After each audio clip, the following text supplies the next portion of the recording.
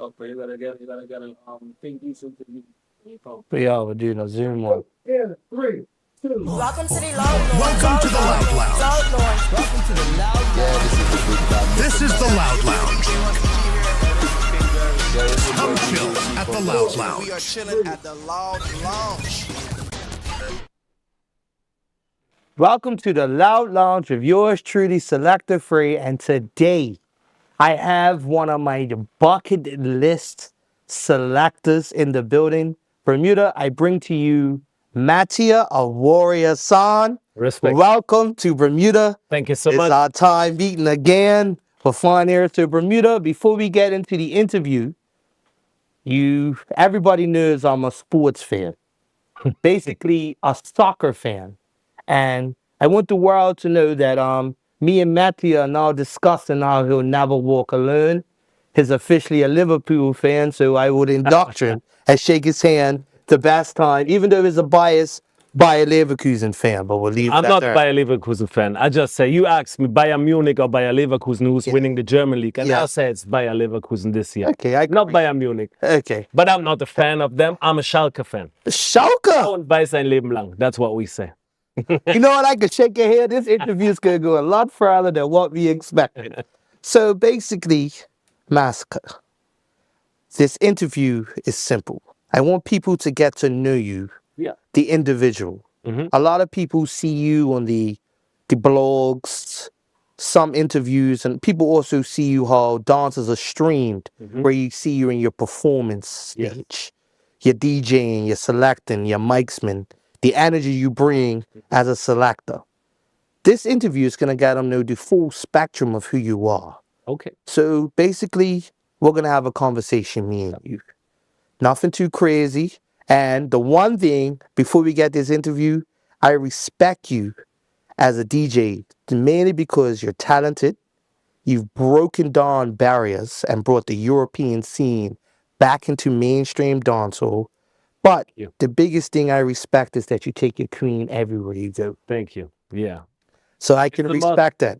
You're just right. Good company when I'm on the road. Yes. And she's the best company. Actually. Yes, yes. Yeah. Now, a lot of people want to know where you got the name Warrior from.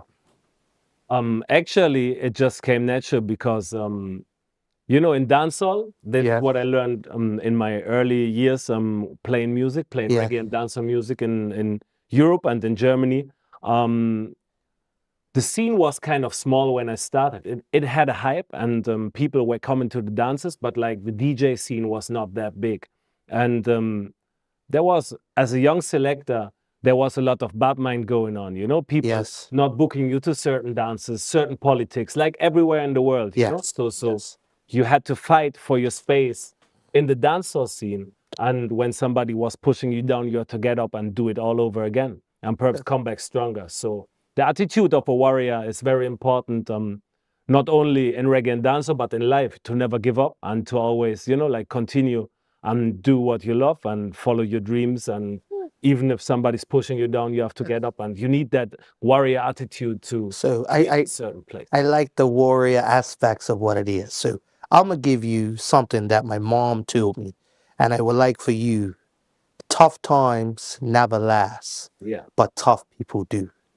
So That's by calling yourself Warrior Son, that is the warrior mentality Yeah. that has been instilled in me. Yes. No matter what, you can always get up Yeah. and fight another day. Now, you talked about how you've played in Europe.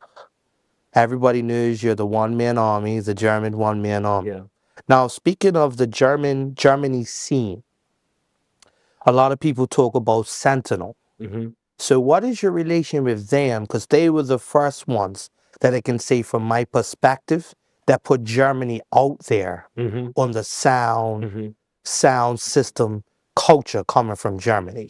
When my generation was like just starting to develop their name and their brand in Europe, Sentinel went to New York and won the World Clash Yes. with Nadia, Elma, and the original crew Yes. in them times. You know, Yes. they obviously had like a big team as well. You know, making this show happen. Yeah. Like they had, it was not only the German crew, it was like people Behind involved the in scenes. Jamaica, in New York, involved in this. So they were able to put up a show that made them win World Clash in a time where they still played vinyl. You know, like it was Yes. the pre-digital DJ times.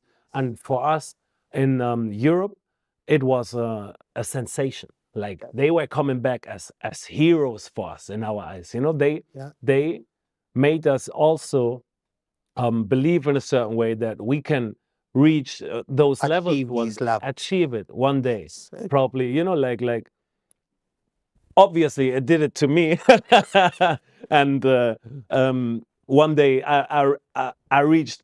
I don't want to say, you know, the same level that they had or the same hype that they had in that time, because everything that I did was like 10 to 12 years later then. But they were a big motivation and inspiration for my generation of sounds, you know, for sounds like Heavy Hammer. For all the sounds that came afterwards, they were already there, but didn't establish their name on an international level like Sentinel did in that time. So we were looking up, and they were like expanding their team shortly after World Clash.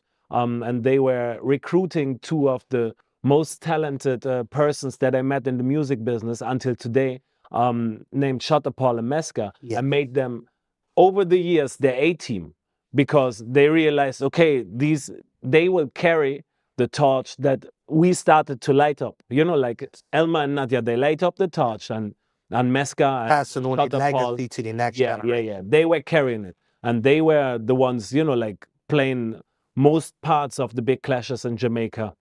Shutterpaul, aka Sharpman, was like a household name in the dancehall scene because of those big clashes that he used to play with Sentinel. Even when they didn't win those clashes in that time, they made their name with these clashes, and they became the new face of Sentinel. So it was one sound in Europe where it actually worked out really well, that they established a new generation of selectors, and people will just accept them as Sentinel wherever they go.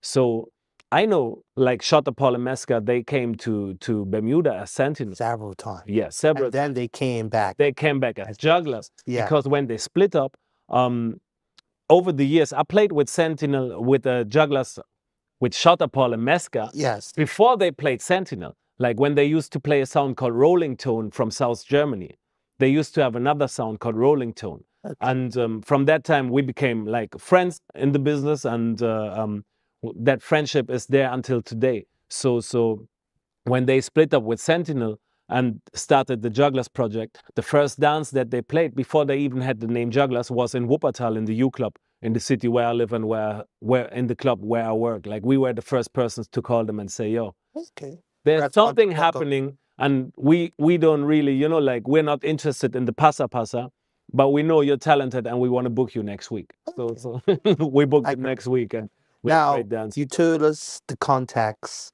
and who you look up to. Yeah. You talked about mainly the Sentinel brand and certain members of Sentinel. Who are other selectors or sound systems that you looked up, aspiring to get into the new level of who you are now? So honestly, when it comes to Sound Clash, it's Trooper and Pink Panther.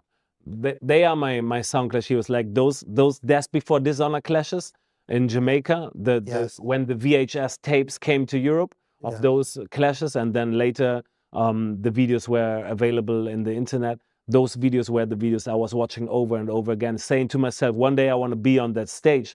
So eventually, the second time I was on that stage was with Trooper and Panther, and I was winning that clash at Pier 1 against both of them. It was kind of like the weirdest thing that could happen to me, because they are like, literally, they are like, I was looking up to them, and they were like one of my biggest inspirations when it comes to Sound Clash. Because Trooper, when he started Sound Trooper, he didn't have like the biggest budget. Yes. But he was killing sounds and doing his he had thing. talent. Yes, he had talent. Now, it's ironic that you said that, right? The energy, from my perspective, and a lot of other people agree with me, that you push out your entertainment factor, your charisma on the mic and stage is quite, how do we say it? You're the European version of your two people that you looked up to. I can say that from my Thank perspective. you. I appreciate I to can hear take that from my yeah. perspective. Thank you. And I must really say, like, every time I see Trooper, Yeah. it's like a teacher talking to a student, you know, like when he Yeah, the comes up to me, Padawan like talking to you. I'm still looking up, you know, like Yeah. if we're clashing and we have arguments going on stage and drama going on, you know, like when all of this is done, like, man, this is like they are like some great characters in the dancehall and sound system scene. And also Pink Panther, his energy when he was walking out with the stick and everything and the Yeah. white suit at Death Before Dishonor, man, those moments, like, they are just in you know, like Instilled in your yeah, head. yeah, Of memories. yes. Now, speaking on that, we're going to go back a little further. How long have you been DJing? I've been DJing since over 20 years, over 2 decades already. Okay. Yeah, over 2 So, decades. going through those 2 decades, we can say you was coming out of the vinyl, Vinyl first, yeah. right? Vinyl. You went to the CDs, Mm-hmm. and now you're a Serato or Tractor man. I'm a Serato man. Right. Yeah. Now, there's a conversation we can have. What was it like in the evolution of music, what we used to perform with, Yeah. for you? Actually, when I started to play music first, I was just an MC, and then I said, all right, I wanna learn how to DJ. So every Thursday night, I just took the records that we were sharing in a group of people doing having a sound. Like, Yeah. I was taking those records and playing a vinyl night every Thursday night for years in a bar. Like, I started this in 2002, and the Thursday nights started in a bar, and I went to a club with that dance because the bar was super crowded. And then there was a Thursday night dance there, the second floor open, which I could use for the very same format. So I was doing like a dance where only DJ'd without MCing all night long until 2019 for 17 years in a row, nonstop every Thursday night. Like, when I was in town, it was like, I missed probably like 2-3 a year, 2-3 Thursdays. The other Thursdays, I just played every Thursday night in Wuppertal. And this is how I learned first to play with vinyl, and then with CDs. And it was not a big difference for me with the CDs, because obviously, yeah, you could see the BPM with some tracks and Yes, some yes, CD players, yes. but I didn't really watch it. I was just listening to it, Yeah. beat matching Yes. with my ears and stuff. And then with the 7 inches, we put the BPM, we write it on the rhythms. Like, we had a certain rhythm, we know that rhythm is 85, the other one is probably 90, so we can somehow mix it together. And it was Adjust the like pitch yeah. and stuff. Then when Serato came in, it was a big step, a big evolution, especially for me, as I started to DJ alone in that time, and doing it all by yourself, emceeing and DJing on the weekends. Thursday nights, obviously, I was just DJing, but then on the weekends, I was emceeing as well. It helped me a lot to develop a faster DJ skill, because I could easily see the BPM and match songs more likely. Or if the BPM does not match, I could just talk about it and just play it, you know, like, and Yes. it speed up the whole thing. And like, now with the computer, I have such a big library of music with me everywhere I go, and different to a lot of other DJs when I juggle, because obviously, like, we clash like 2, 3, 4 times a year, and all other weekends we juggle. So a lot of juggling DJs, they use their playlist and they just go through their playlist. I don't have one playlist ready in my computer. I have like my crates with my singles of the years and stuff like that, and my rhythms, but I don't work with playlists. I don't even know which song I'm going to play like 5 minutes before I start the set in a juggling dance. Oh, wow. I just look at the crowd. Sometimes I even walk through the crowd and To just get a feeling try of the to get a atmosphere. feeling of what the people don't want to hear. Yeah. So we can honestly say you're like an open format juggling DJ. Yeah.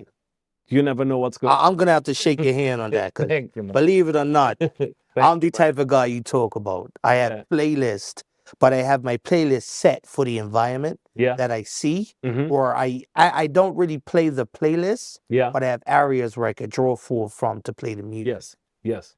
Yes. Okay, now So speaking of I that, use the search function a lot, you know, like tunes just come to my head, and I don't want to go through all crates and stuff, and I just type them in. So you're one of the guys that do a lot of all night. Yeah. All. Now, speaking on that, we're going to talk about what was it like when you got that first opportunity to travel outside of Germany? What was that like, man? The first opportunity to travel outside of Germany was not that far. I think it was Belgium in the early days. And it was exciting, of course. It was like a car full of friends going, like crossing the border, driving to a different place. And it was exciting times because that was still vinyl times, though. And the first time really crossing the ocean, that was like, man, okay, now it's happening. The first time crossing the ocean, I think it actually was... it was the New York Clash that I played with Magash together as a tag team. Yes, tag team. Yeah, the tag team Clash I played with Magash in 2015 was the first time crossing the ocean for booking. I was in Jamaica years before. You know, I traveled to Jamaica regular since 2003. And in 2006, Panther made me play the first juggling dance in Jamaica in Barbary Hall down in St. Elizabeth. I was at the country dance and Panther said, yo, you're the German DJ, just come and play some songs. And I ended up playing like, I think 40 minutes or so. And it was really, really a nice vibe. And he was the first person giving me a mic in Jamaica. Okay, now speaking on that, we can now officially say you're a touring DJ. Yes. How does Warrior set change when you go to different areas? Now, from you traveling, you know the European scene is different than when you go to New York. Yes. It's different from going to Toronto. It's even different if you played in Boston, Massachusetts yet. Yeah. And then you have the Caribbean. Yes.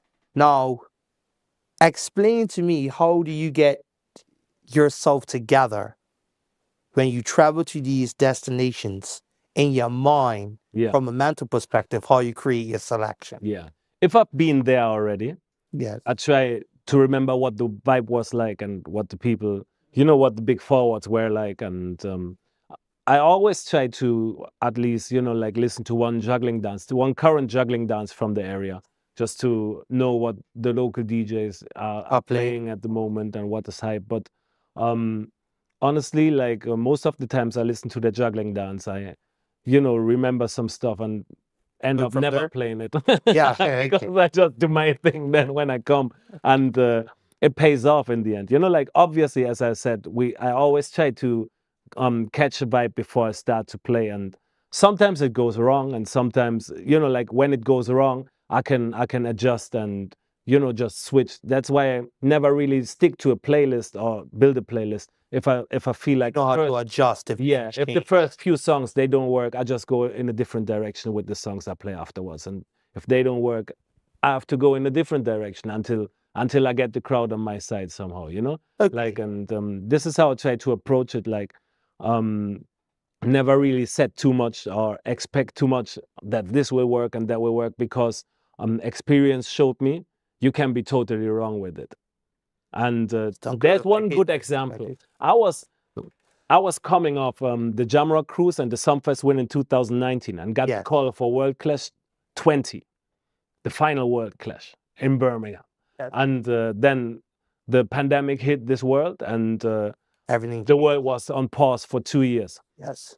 With that being said, I was leaving the ship, and I had normally had like 4 months until World Clash, which is a good time to prepare for a clash, because you can't do too much. Yes. So now I had over 2 years because it was postponed and postponed again. Yeah. And I was thinking way too much about it. You was overthinking. Overthinking. I had too much customs. I have like 15 customs I never played. Like I had like if I would reach Dub for Dub in that night, every single tune would have been a custom for the night, you know? Like at every single Dub for Dub tune that No, hurl it right there. Man. Heard it right there. Because you're one of the custom guys, right? How you get your information for these customs? Because a lot of your customs, you're very poetic in what's said in the customs. Yeah. With what the artist says. Now, who's your spies and who's your scouts in other places? You don't have to call the names, but we know you got some resources. Who knows? They may have just walked in, but that's between me and you. because they're behind the camera. The thing is, you don't even need any spice or anything, because the thing is, people just talk. And now everything is in the internet, like man, if I go up in the internet, you find information you can use about every sound, like it's not a big problem anymore, because people just love to talk. Now, you see this, Bermuda, you hear this. This is how he gets his information. So 2027, get ready for the Warrior Awesome Clash.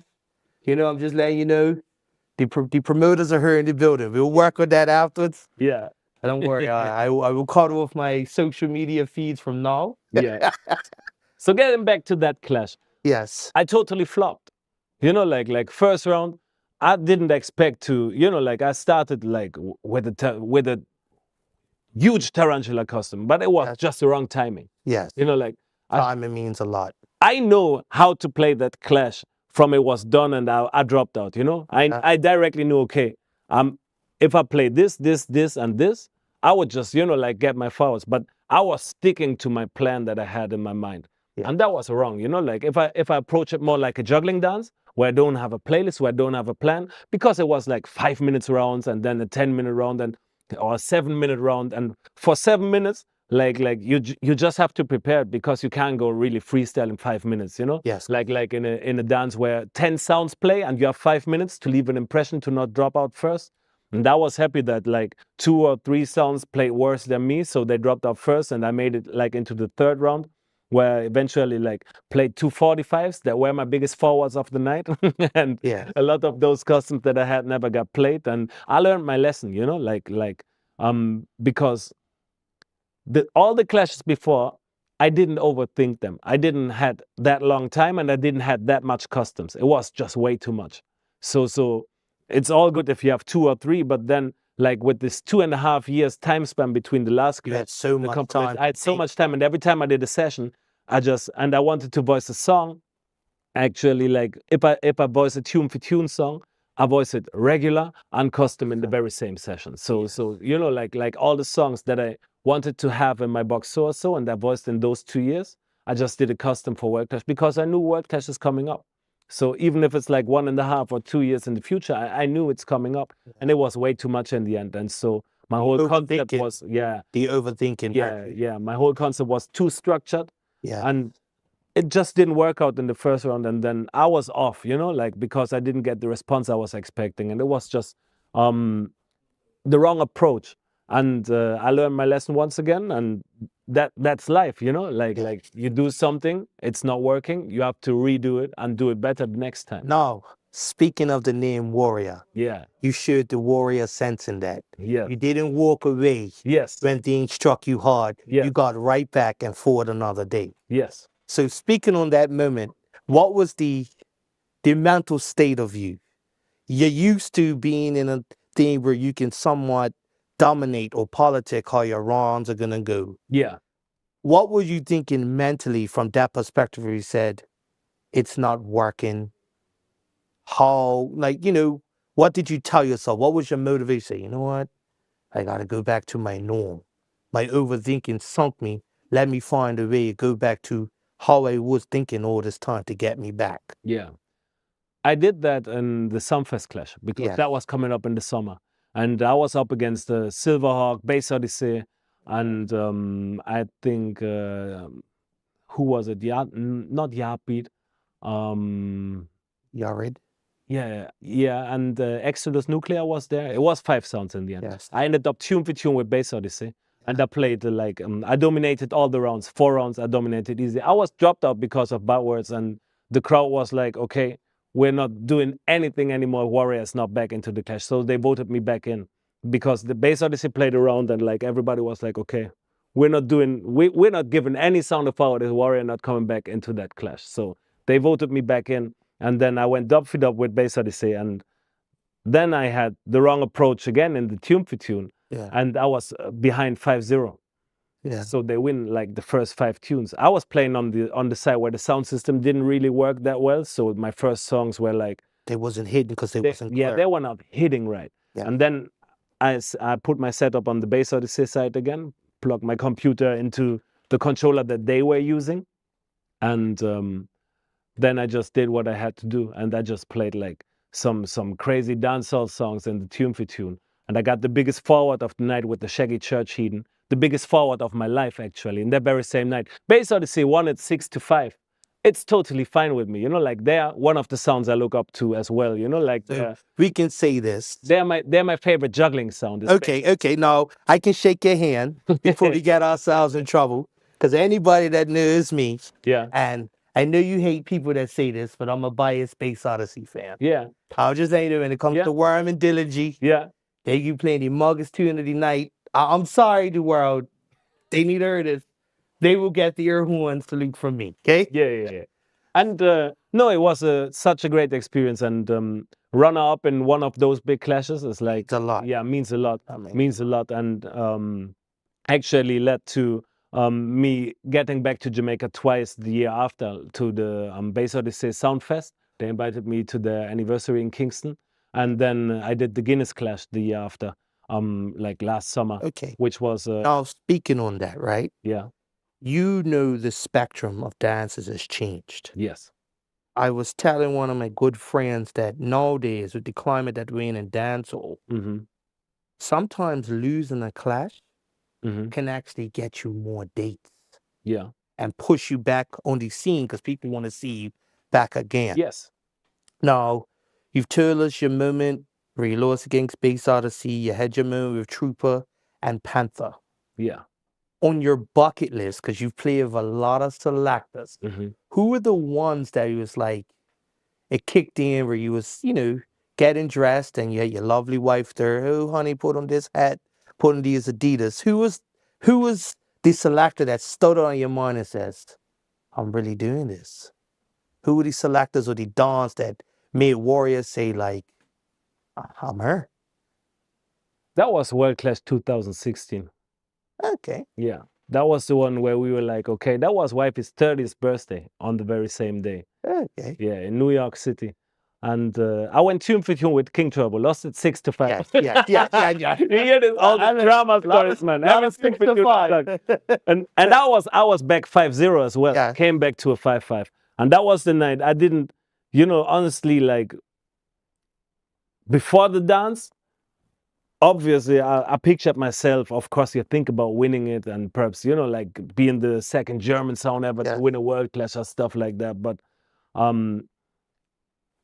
the reality was that I didn't expect to reach that far. You know, so many sounds, so many rounds, and then a round was Another cut short, part, another round was added, and confusion and drama and rainy night in But you did it. Queensburg. And You did it. yeah, I once I reached the last round before Tune for Tune, I was like, okay, this is my time now. And then I had a really nice round playing my Jerusalem selection in New York for the first time, like on the big stage. Yeah. Freddie McGregor custom against Young Hawk, because Young Hawk beat me in a clash in Italy, Yeah. and this was like, that was my revenge round. Yeah, You that know, was like- the rivalry. Yeah, the round 5 of the World Clash 2016. That was Okay. Now, we've talked about a lot about your dancehall history, the different dance you're playing. What we're gonna talk about now is who is Warrior outside of being a selector, being a promoter, yeah. being a clash man. Who are you? Who is Warrior? I'm still a fan of all of this.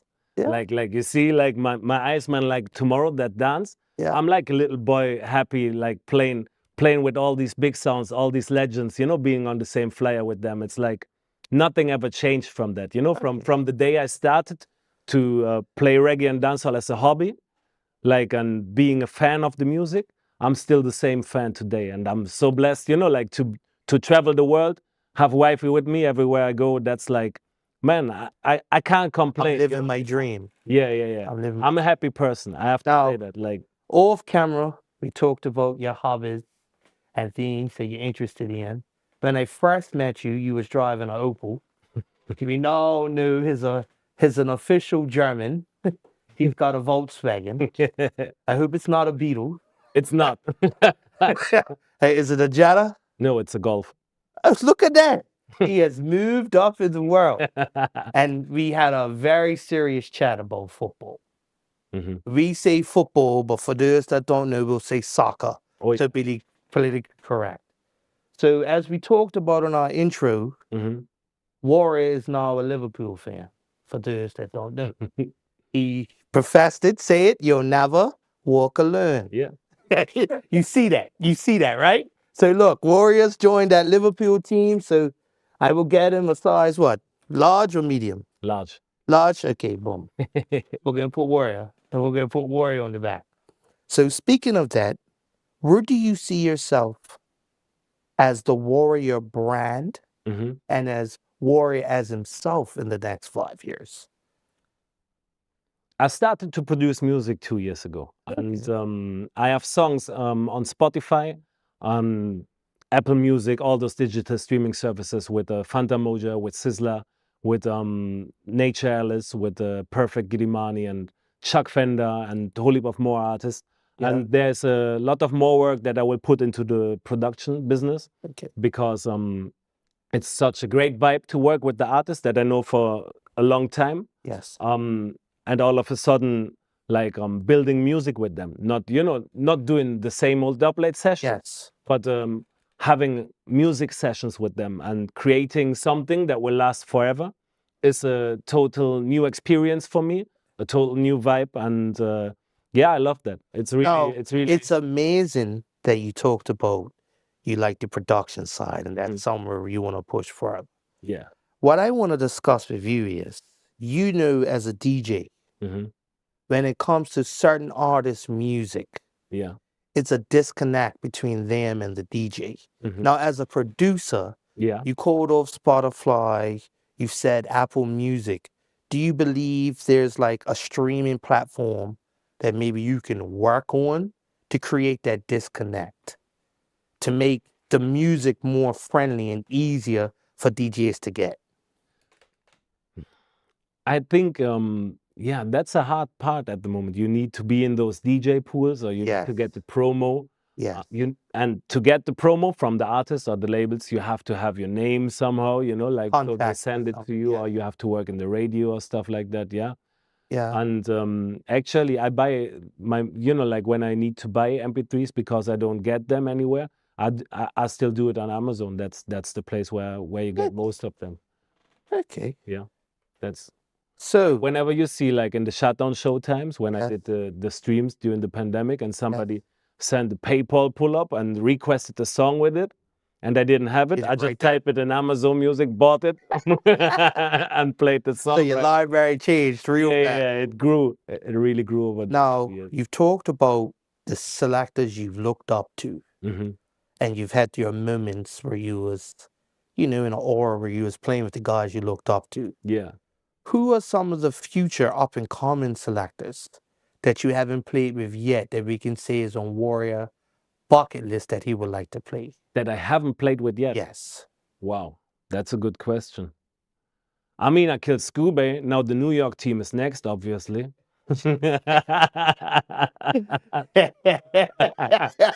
High five. High five. High five. High five with that one. So, yeah.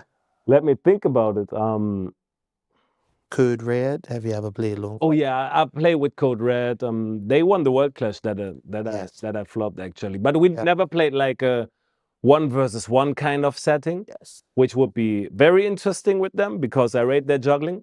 Yeah. And they clashed with Splendid in Germany. Yeah. Splendid from Poland. They clashed in Germany last summer. I went to the dance, and the way how they juggled in Europe, in that clash was really good, really dope. They're such a, the shooter is good. Chris Diamond is good on the mic. So yeah, that would be very interesting. Chromatic. Huh? Chromatic. I never played with them yet. No. And I think there's no way to go around that I will meet Dynamic again in the future, because like he's doing his thing, I'm doing my thing, and the score actually is 3-1 for me at the moment. Oh yeah, up 3-1. Yeah, we clashed 4 times and I won 3, and he won 1 of those clashes. So this was his Champions League. You're already through to the next round. Yeah. So obviously there will be more clashes where both of us will be involved, and I know he wants to set that score. Now, I'm going to look at the camera. Dynamic, you're a good friend of mine. of mine as well. I'm just letting you know, it has been put in the atmosphere, Yeah. and promoters all over the world, a good place to have this match Yes. will be in Bermuda. Mhm. Per six, I know a couple of good promoters. We can talk about this later on. But Yeah. on behalf of the Loud Lounge, this has been a very intriguing and very informative interview I'm had with you. Thanks for having me. It I was my wish pleasure. you nothing but blessings. Thank you so Being much. very prosperous Thank in you your so much. future endeavors. Thank And you. get ready in 2027 for that Selector Frey versus Warrior clash. Yeah. Stay tuned. So this is Warrior, Selector Frey, the Loud Lounge. We out of here. Respect. Yeah. Welcome to the Loud Lounge. Welcome to the Loud Lounge. Loud Lounge. Welcome to the Loud Lounge.